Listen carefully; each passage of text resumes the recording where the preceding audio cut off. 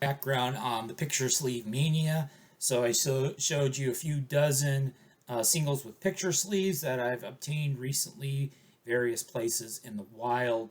Most of them came from an antique mall in a sort of a small city, large town, a couple hours away from me that I'd never been to before. There were a few thousand singles and all kinds of LPs. They had one vendor there that was really big into records. Um, and honestly, I kind of got a lot of like the 80s R&B and pop that is not necessarily my taste. If anybody out there really likes that sort of stuff, maybe reach out to me, VCLT, trade, that sort of thing. Um, and the three Thompson twins that you saw. So these were found in the basement of an antique store in a small town. So I went down to the basement. There were a bunch of records down in the basement, along with a lot of other stuff. It was a pretty chaotic, disorganized antique store. Not the crazy, chaotic, good antique store, a different place.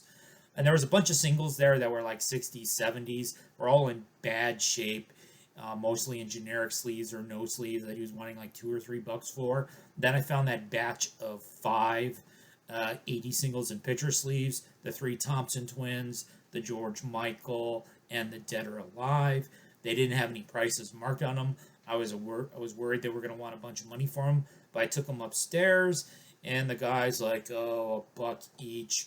I have a bunch more records over there that are way better than this crap. I did go look at the other booth that he suggested, but I actually think that those were the best records that he had. I guess I like 80s music more than he does. And then finally, this was another one. This was one of the ones that was from the big score at the antique mall. And I have some other ones that are like in company sleeves or generic sleeves. Some of them I'll go through in future videos. I'm not going to go through every single one of them because that will bore people.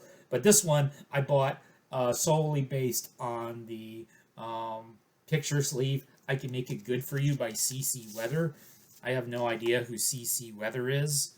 The Mako record label, and basically the research that I did on Discogs. This is the only record ever on this label, the only record. I don't know if CC Weather is the singer or the name of the group.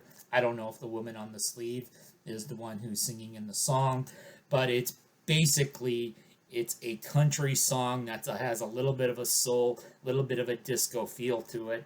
She definitely has kind of a disco dress going. This did come out in 1975.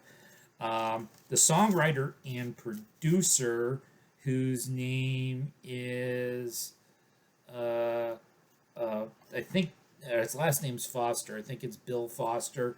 Him and his partner wrote the song, and then he produced it. And they were well known country music songwriters. I think this was an attempt. I'm speculating here. I think this was an attempt to make sort of a countrified disco song. I suspect that CC Weather is probably studio musicians. Googling basically comes up with nothing about them other than this entry on Discogs.